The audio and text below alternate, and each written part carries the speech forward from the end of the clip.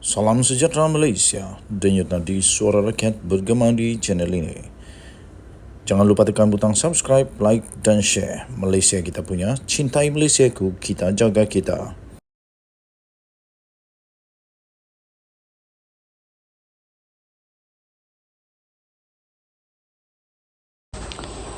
Salam sejahtera Malaysia, denyut nadi suara rakyat bergema di channel ini. Berita terkini untuk perkembangan bagi PRK Pelanggai yang berlangsung pada hari ini. Calon Perikatan Nasional terawal buang undi. Berita penuh. Bentong, calon Perikatan Nasional PN bagi Dewan Undangan Negeri atau DUN Pelangai iaitu Kasim Samad yakin dengan gerak kerjanya sepanjang 2 minggu berkempen di dalam pilihan raya kecil atau PRK itu bakal berhasil. Katanya ia adalah berdasarkan kepada penerimaan masyarakat dan maklum balas positif yang diterimanya dalam tempoh itu. Katanya, saya yakin 100% berdasarkan 2 minggu saya berkempen. Walaupun hanya berskala kecil dengan saya pergi dari rumah ke rumah saja katanya. Saya belum jumpa lagi penerimaan yang negatif terhadap kehadiran saya. Malahan mereka menyatakan sokongan padu kepada PN pada PRK kali ini katanya dalam kenyataan itu. Beliau berkata demikian ketika beliau ditemui oleh pemberita selepas beliau membuang undi di Sekolah Menengah Kebangsaan SMK Felda C. Momoy di sini pagi ini.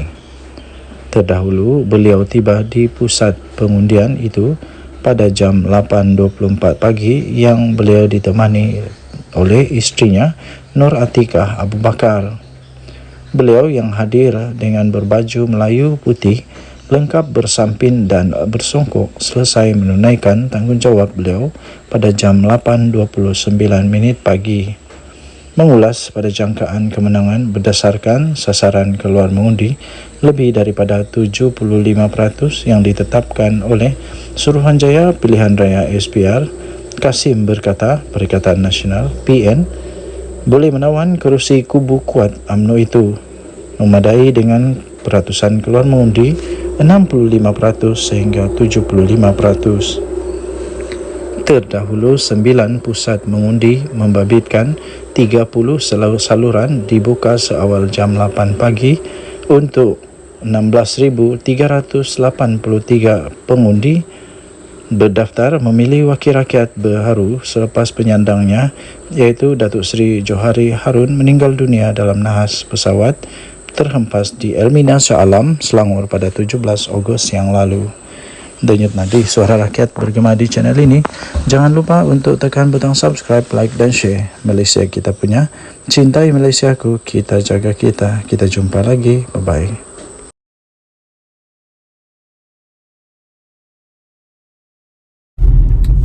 Salam sejahtera Malaysia. Sekali lagi, ini kali memang hangat, betul-betul panas. Memang hangat dan betul-betul panas apabila ada permintaan untuk gugurkan beberapa nama besar di dalam kabinet Malaysia termasuk Rafizi. Wow, Rafizi takkan dengan tukar pula. Digugur atau ditukar kawat dia punya portfolio. Kita nantikan. Tiba-tiba MCA mahu supaya Anwar, Perdana Menteri Malaysia Datuk Seri Anwar Ibrahim lepaskan Menteri Kewangan dan gugurkan beberapa menteri. Wow. Datuk Seri Anwar Ibrahim diminta untuk letak jawatan sebagai Menteri Kewangan.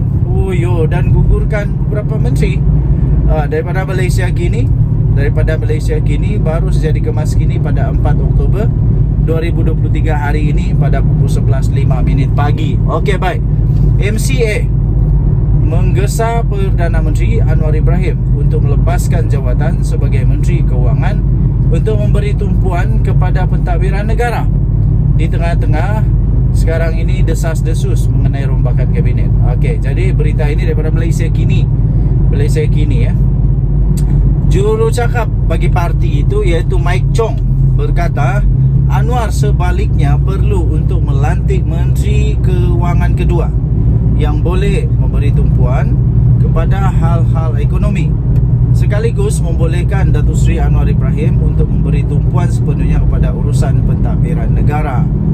Dia berkata Anwar perlu untuk mengambil langkah itu memandangkan rakyat sekarang ini pada masa ini yang dihimpit dengan isu kenaikan kos sara hidup dan pendapatan yang tidak meningkat, sedangkan kerajaan tiada arah tuju ekonomi yang jelas menurut kenyataan itu. Tapi untuk kenyataan ini saya tak berapa nak setuju. Kenapa?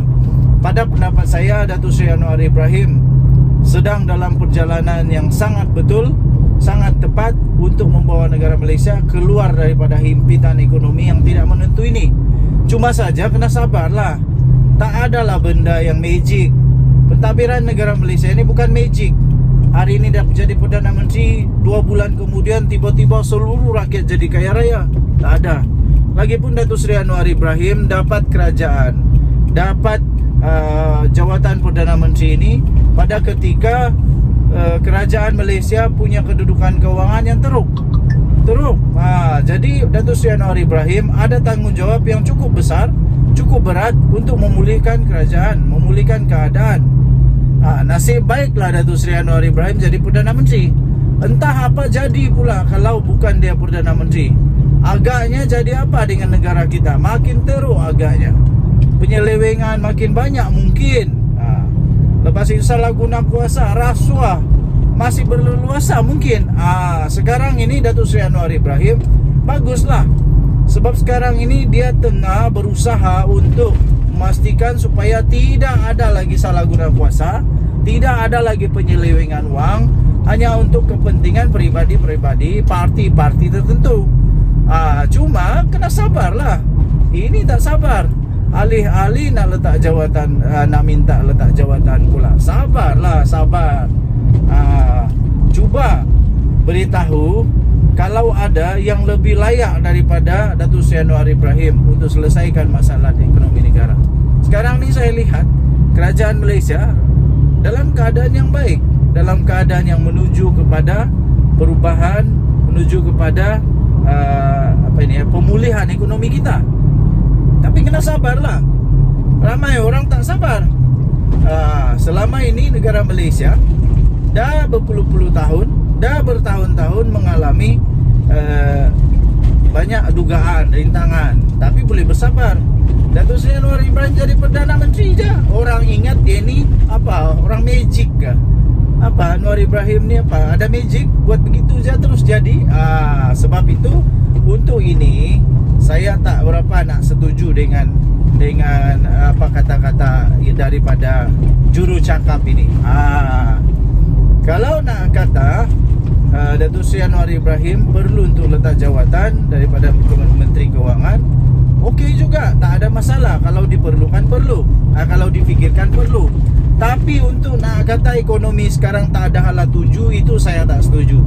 Kerana ekonomi Malaysia ini paling berhala tuju. Nampak jelas apa yang Datuk Seri Anwar Ibrahim nak lakukan. Malah pakar-pakar ekonomi dunia pun sudah recognize juga, sudah juga mengesahkan bahawa Datuk Seri Anwar Ibrahim sedang dalam perjalanan yang bagus itu, pemulihan. Buktinya ialah pelabur-pelabur negara daripada luar mulai percaya semula kepada negara Malaysia dan mulai untuk masuk negara Malaysia untuk melabur. Ini buktinya bahawa negara Malaysia punya ekonomi ini boleh dipercayai.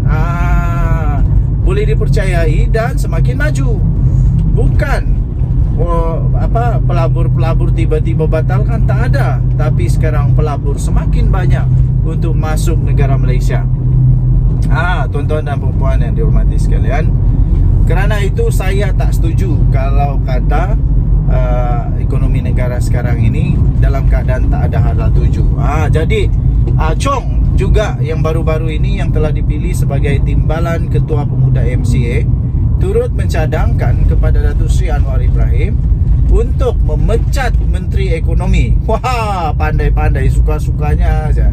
Memecat Menteri Ekonomi Rafizi Ramli dan memecat Menteri Pertanian dan Keterjaminan Makanan iaitu Muhammad Sabu kerana didakwa hanya menimbulkan kontroversi dan gagal melaksanakan tugas mereka.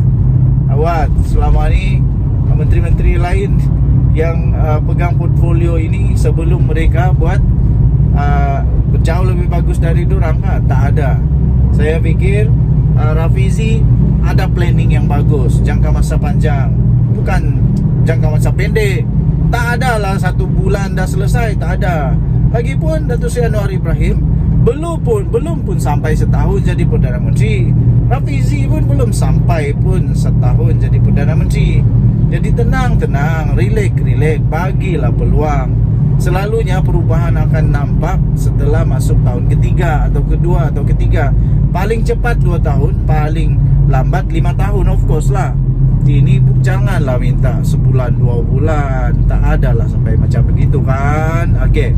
Jadi tuan-tuan dan puan yang dihormati sekalian, adakah benar bahawa Rafizi akan dipecat? Adakah benar Muhammad Sabu pun akan dipecat? Kita tengoklah nanti. Menurut kenyataan itu yang dalam versi bahasa Cina, Chong juga meminta Menteri Pembangunan dan Kerajaan Tempatan Ngakor Ming juga untuk ditukar. Ditukar maksudnya apa itu? Ditukar kepada portfolio lain ke? Dia mendakwa Rafizi gagal mengukuhkan ekonomi negara dan pendapatan rakyat. Sebaliknya meminta orang ramai memasak sendiri di rumah dan tidak makan di luar. Ini sebenarnya satu cadangan yang bagus.